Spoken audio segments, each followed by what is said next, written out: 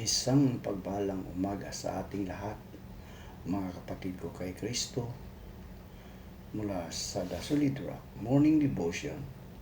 Isang kagalakan na muli tayo ay makapagbulay-bulay sa salita ng Panginoon sa umagang ito. May ilang minutong pagbubulay-bulay ng mga salita ng Panginoon upang papurihan at sambahin ang ating Panginoong Hesukristo. Yan. Magandang umaga po sa ating lahat, mga ka-Solid Rock. Isang bagong araw na naman ang ipinagkaloob sa atin ng Panginoon.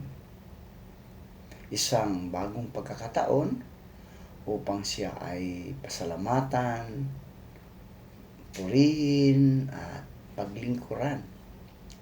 Sa bawat umaga, marami tayong kinakaharap na gawain, responsibilidad at mga hamon. Ngunit bago natin harapin ang mundo, mahalagang unahin natin ang araw na nakatingin at nakatayo sa matibay na pundasyon o matibay na bato, ang ating Panginoong Hesukristo. Maaring magbago ang ating kalagayan, ngunit hindi nagbabago ang Diyos. Maaring may mga bagay na hindi natin alam kung paano haharapin, ngunit maaari tayong magtiwala sapagkat ang Diyos ang ating lakas, ang ating gabay at kanlungan. Kaya sa umagang ito, mga ka-Solid Rock, buksan natin ang ating puso sa presensya ng Diyos. Hayaan natin ang kanyang salita ang manguna sa ating mga desisyon at ang kanyang presensya ang magbigay sa atin ng kapayapaan. Simulan natin ang araw na kasama natin ang Diyos sapagkat kapag si Kristo ang ating matibay na bato, mayroon tayong lakas na harapin ang anumang hamon ng buhay. Magandang umaga muli at naway pagpalain tayo ng ating Panginoong Hesukristo. Ang ating pong pagninilayan ngayong umaga ay nasa Mateo, Kabanata 24, talatang 44. Ito po ang sinasabi. Kaya nga, kayo'y magsihanda rin naman, sapagkat darating ang Anak ng Tao sa oras na hindi ninyo nalalaman. Pinagpala na po tayo sa pagkabasa at pagkarinig ng kanyang mga salita. Manalangin tayo. Aming Ama sa langit, salamat po sa mga bagong araw at sa pagkakataong makinig sa iyong mga salita. Ihanda mo ang aming puso at isip upang maunawaan namin ang iyong mensahe tungkol sa pagbabalik ng aming Panginoong Hesukristo. Bigyan mo kami ng pusong mapagpakumbaba, handang magsisi, sumunod, at manatiling tapat sa iyo. Dalangin namin ang aming mga kapatid na nalulungkot dahil sa paglisan ng kanilang mga mahal sa buhay. Bigyan mo sila ng kaaliwan upang sila, O Diyos, ay makabangon sa pangungulina. Aming inilalapit, Panginoon, ang aming mga kapatid na nasa mga bilangguan. Naway ingatan mo sila at ilayo sila sa anumang kapahamakan. Amin ding inilalapit ang mga matatanda na sila po ay iyong proteksyonan sa mga karamdaman at bigyan mo sila ng lakas upang patuloy silang makapaglingkod sa kanilang kapwa, sa kanilang pamilya, at higit sa lahat sa aming Panginoong Hesukristo. Sa pangalan ni Jesus na aming Panginoon at Tagapagligtas. Amen at amen. Yun. Magandang umaga muli, mga kapatid ko kay Kristo. Ang ating pagninilayan ngayong umaga ay may pinamagatan kung handa ka na ba sa pagbabalik ni Kristo? Ha, kapatid? Handa ka na ba sa pagbabalik ni Kristo? Kapatid, mga kasulidrak, ang pagbabalik ni Kristo ay isa sa pinakamahalagang pangako ng Diyos sa kanyang bayan.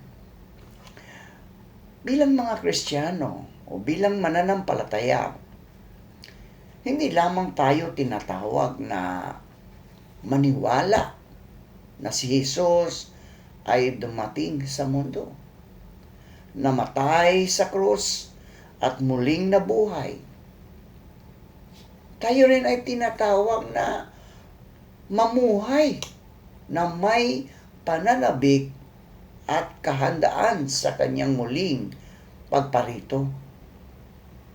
Ngunit isang mahalagang tanong ang dapat nating harapin, mga kapatid ko kay Kristo.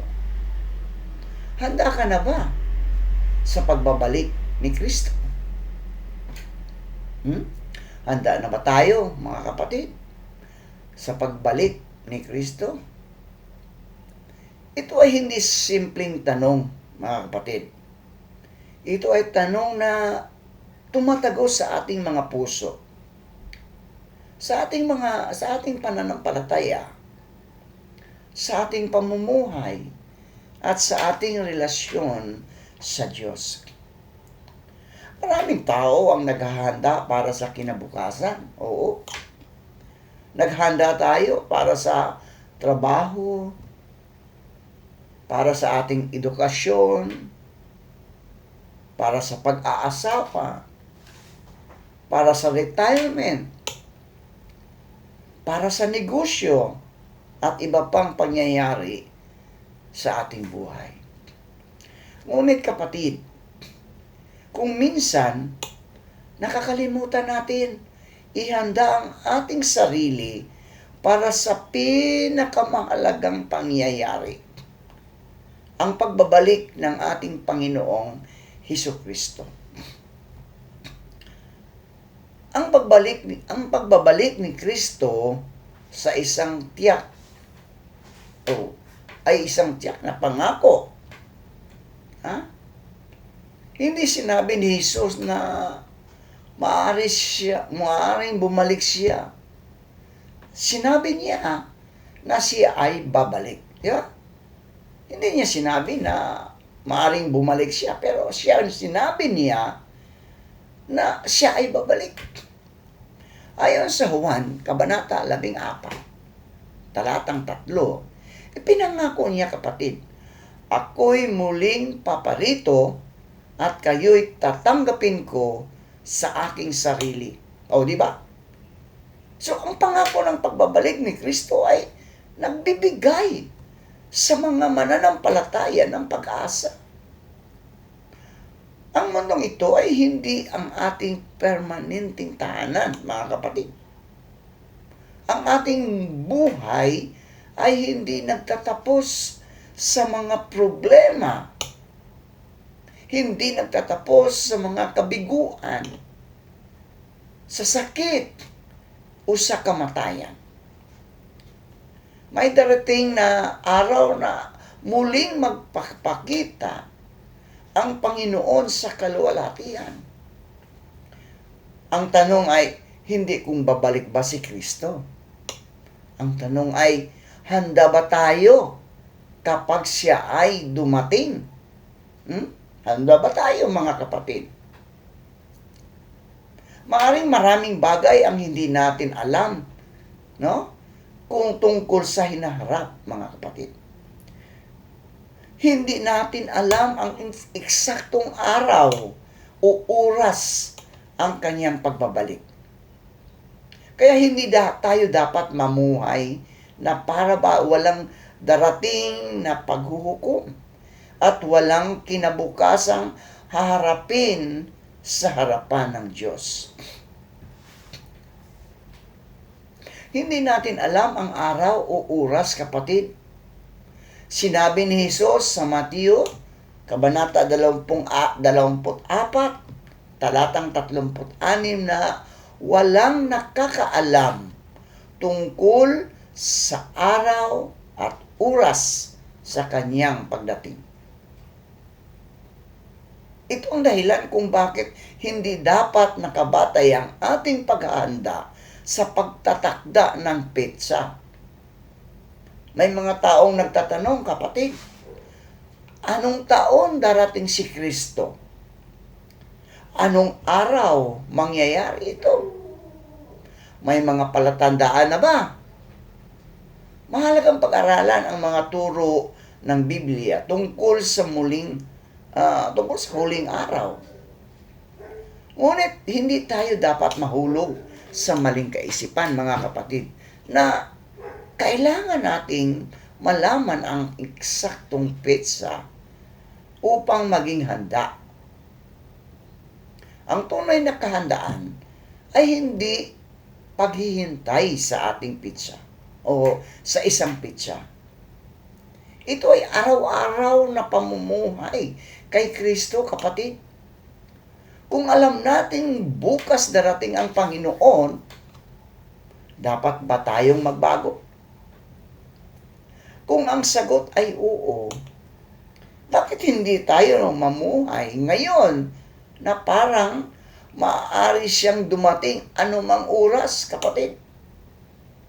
Ang tunay na Kristiyano, mga kapatid, ay hindi kailangang matakot sa bawat araw dahil hindi niya alam ang oras. Sa halip, dapat siyang mamuhay ng tapat dahil alam niyang darating ang kanyang Panginoon. Ang kahandaan ay higit sa relihiyosong gawain. No, mga kapatid. Ang kahandaan ay higit sa relihiyosong gawain. Maaaring sabihin ng isang tao, ako ay nagsisimba. Ako ay umaawit sa simbahan. Kumakanta sa choir. No? Ako ay nagbibigay ng offering. Ako ay aktibo sa ministry. Ako ay nagbabasa ng Biblia. Mabubuting bagay ang mga ito, mga kapatid. Mabubuting bagay. Ngunit ang tanong ay, may tunay ba akong relasyon kay Kristo? Ha? May tunay ka bang relasyon kay Kristo, kapatid? Ang pagiging handa sa pagbabalik ni Jesus ay hindi lamang tungkol sa pagiging abala sa gawaing pang-simbahan. Maaari tayong maging abala sa church, ngunit malayo ang puso natin sa Diyos. Maaari tayong palaging nasa loob ng simbahan, ngunit hindi naman sumusunod kay Kristo. Maaari tayong marunong sa Biblia, memorize lahat ng bersikulo, ng talata, no? Mula Genesis hanggang Pahayag. Ngunit hindi isinasabuhay ang salita ng Diyos. Maaari tayong mahusay, manalangin sa harap ng iba. Ngunit walang personal na panalangin kapag tayo ay nag-iisa. Kaya ang kahandaan ay nagsisimula sa ating puso, mga kapatid. Ang tanong ay hindi lamang gaano karami ang ginagawa ko para sa Diyos, kundi gaano kalalim ang relasyon ko kay Kristo. Ang handa ay namumuhay sa pagsisisi. Ang pagbabalik ni Kristo ay isang panawagan sa atin na suriin ang ating mga buhay. May kasalanan ba tayong pinanghahawakan, kapatid? Ha? May kasalanan ba tayong pinanghahawakan? May taong hindi natin mapapatawad. May galit na matagal na nating kinikimkim. May lihim na pamumuhay na alam nating hindi nakalulugod sa Diyos. May mga bagay ba na mas mahalaga, no? Mas mahalaga sa atin kaysa Panginoong Hesukristo. Ang kahandaan, kapatid, ay nangangailangan ng pagsisisi. Ang pagsisisi ay hindi lamang pagsasabi ng, Panginoon, patawarin mo ako. Ito ay pagbabago ng direksyon ng buhay. Ito ay pagtalikod sa kasalanan at pagbabalik sa Diyos. Hindi tayo nagiging perpekto bago lumapit kay Kristo. Lumalapit tayo kay Kristo dahil alam nating kailangan natin ang Kaniyang biyaya. Kaya habang may pagkakataon, kapatid, mga kasolidra, bumalik tayo sa Panginoon. Huwag nating hintayin ang huling sandali bago tayo magsisi, kapatid. Ang handa ay namumuhay sa kabanalan. Sinabi sa unang Pedro, Kabanata 1, talatang 15 hanggang 16, na tayo ay tinatawag na maging banal sa lahat ng pamumuhay. Ang paghihintay sa pagbabalik ni Kristo ay hindi dahilan upang maging pabaya tayo. Sa halip, kapatid, lalo tayong tinatawag na mamuhay ng may kabanalan. Ang kabanalan ay hindi lamang tungkol sa ating panlabas na anyo. Kasama rito ang ating puso, kasama rito ang ating isip, ang ating salita, ang ating relasyon, ang ating trabaho, pananalapi, paggamit ng oras, paggamit ng social media, at mga desisyong ginagawa natin kapag walang nakakakita. Minsan, mga kapatid, madaling maging Kristiyano, di ba? Madaling maging Kristiyano kapag nasa simbahan ka, di ba? Kristiyano kapag nasa simbahan ka. Ngunit, kapatid, ang tunay na pagsubok ay kung paano tayo namumuhay. Kapag wala tayo sa simbahan, kapag wala tayo sa simbahan, kung babalik si Kristo ngayong araw na ito, ngayong araw na ito, matutuwa ba siya sa paraan ng pamumuhay natin? Ang tanong na ito ay hindi dapat magdudulot lamang ng takot. Dapat itong magdala sa atin sa mas malalim na relasyon sa Diyos. Ang handa ay tapat kahit matagal ang paghihintay. May mga Kristiyanong napapagod dahil tila matagal na ang paghihintay. Lumipas ang maraming taon, may mga panalangin na hindi pa nasasagot, may mga problema na hindi pa nawawala, may mga pangakong hinihintay pa. Minsan, kapatid, maaari nating itanong, Panginoon, kailan ka darating? Ngunit ang pagiging matapat ay hindi nakasalalay sa bilis ng sagot ng Diyos. Ang tunay na pananampalataya ay nanatiling tapat kahit matagal sa paghihintay. Sa pangalawang Pedro, Kabanata 3, talatang 9, ipinapakita na ang Panginoon ay hindi nagpapabaya sa kanyang pangako. Hindi siya nagpapabaya sa kanyang pangako.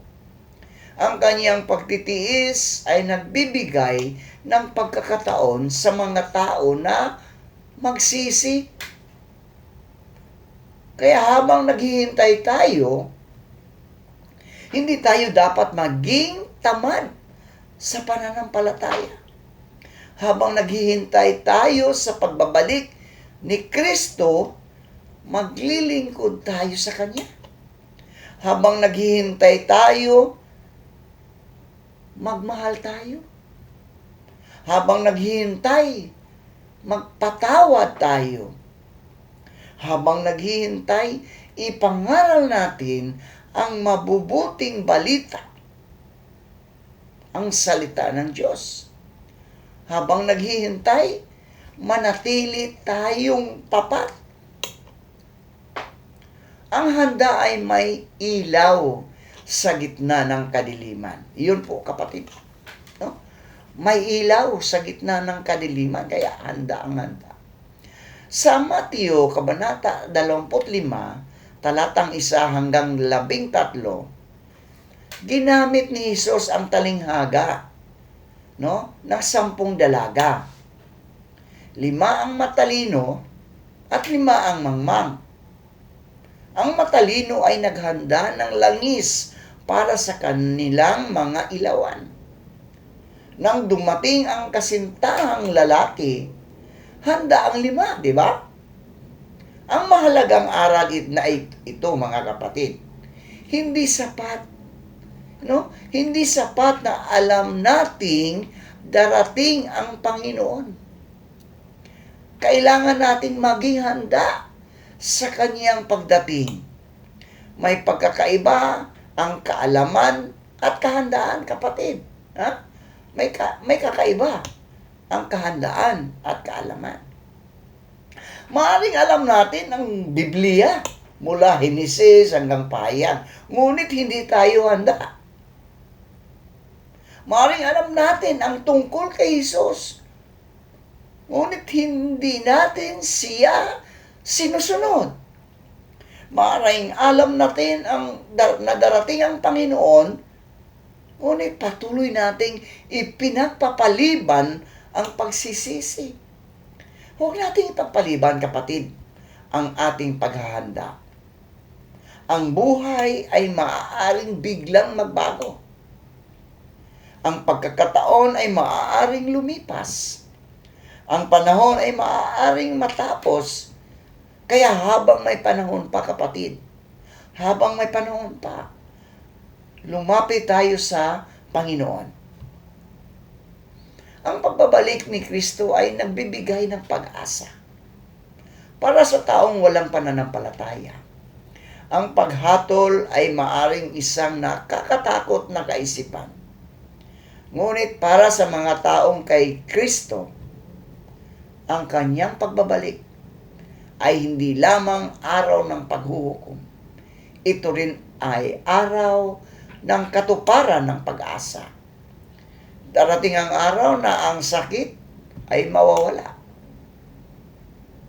Kung masakit ang ating mga kasukasuhan, ang ating baywang, no? O meron tayong karamdaman, may cancer, no? Darating ang araw na yan, kapatid, ay mawawala.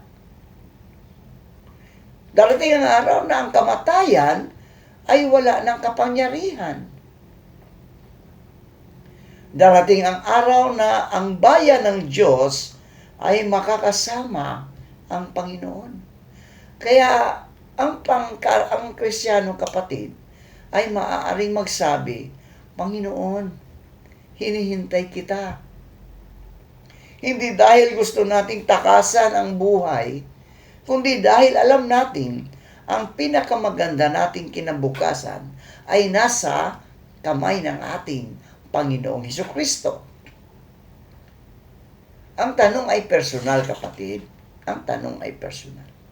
Minsan, kapag naririnig natin ang mensahe tungkol sa pagbabalik ni Kristo, iniisip natin ang ibang tao. Dapat marinig ito ng kapitbahay ko. Dapat marinig ito ng kaibigan ko. Dapat marinig ito ng mga kabataan. Dapat marinig ito ng mga makasalanan. Ngunit ngayon, kapatid, hayaan nating maging personal ang tanong. Handa na ba ako? Ha? Handa na ba ako? Hindi. Handa na ba ang pamilya ko? Hindi pa. Handa na ba ang church? Hindi pa. Handa na ba ang pastor? Kundi, ako handa na ba? Ha? Ako, handa na ba ako? Di ba? So, ang bawat isa sa atin, kapatid, ay kailangang humarap sa Diyos. Ikaw, ako, tayong lahat ay haharap sa ating Panginoong Hesukristo. Hindi dapat maaaring ipahiram ang ating pananampalataya sa ibang tao. Hindi maaaring ang pananampalataya ng ating mga magulang ang maging dahilan ng ating kaligtasan. Hindi, kapatid. Hindi sapat na tayo ay kabilang sa isang iglesia, sa isang simbahan. Hindi sapat na kilala natin ang mga Kristiyano. Kapatid, ang kailangan natin, ang kailangan natin ay personal na relasyon kay Hesukristo. Personal. Personal na relasyon sa ating Panginoong Hesukristo. Ano ang dapat natin gawin habang naghihintay? Una, kapatid, manatili kay Kristo. Manatili kay Kristo. Huwag hayaang mawala ang iyong relasyon sa Diyos dahil sa mga problema. Ikalawa, magpatuloy sa panalangin. Ang taong naghihintay sa Panginoon ay hindi tumitigil sa pakikipag-usap sa Diyos. Ikatlo, manatili sa salita ng Diyos. Ang Biblia ang nagbibigay ng direksyon habang tayo ay naglalakbay sa mundong puno ng kalituhan. Ikaapat, mamuhay ng may kabanalan.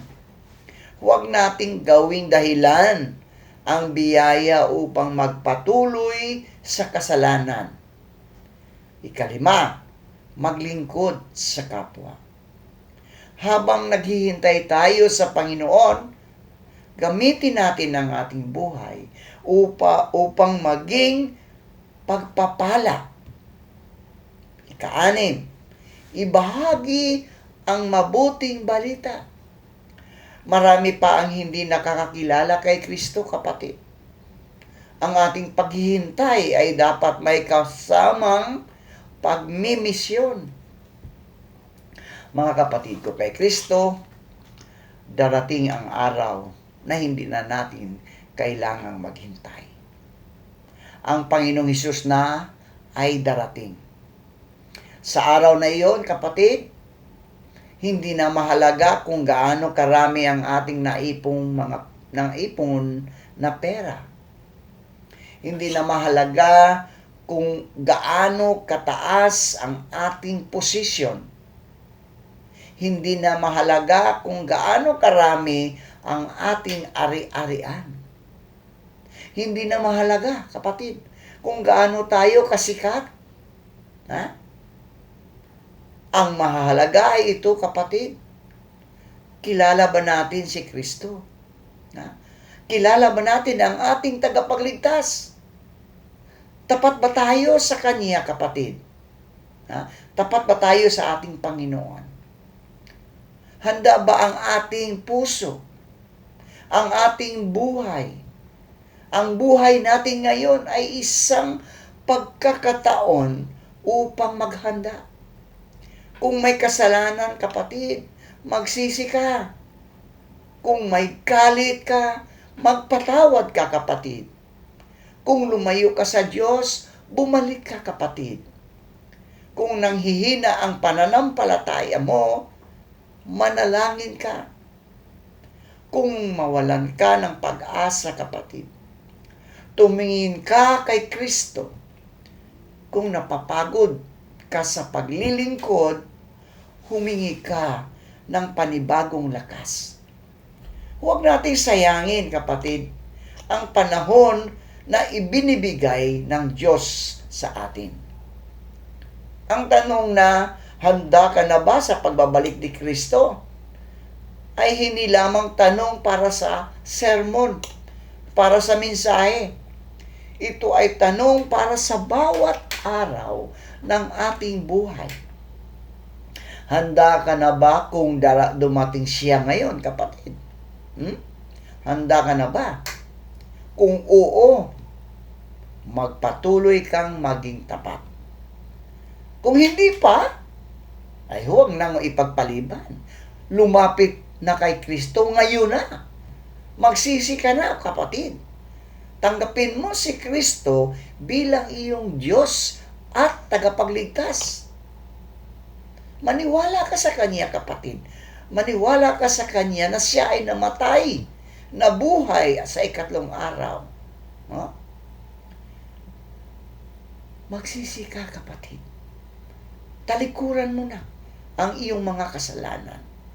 Mamuhay ka sa Kanyang mga salita at manatiling handa. Sapagkat ang Panginoong ating hinihintay ay darating.